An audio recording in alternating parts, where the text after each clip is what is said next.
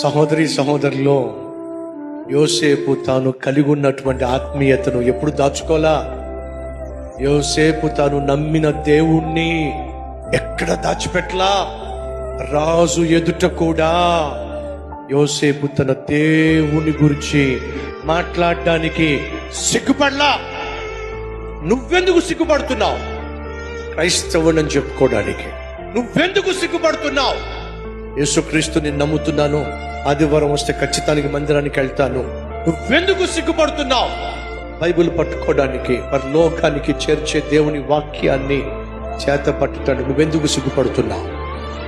మా వాళ్ళకి ఇష్టం లేదండి, మా వాళ్ళు ఏమని అనుకుంటారేమోనండి, మాది ఆ మతం కాదు కదా అండి.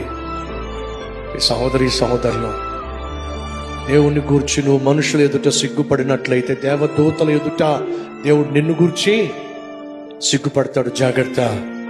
నన్ను ఘనపరచు వారిని నేను ఘనపరుస్తాను అన్న దేవుడు సెలవిచ్చాడు.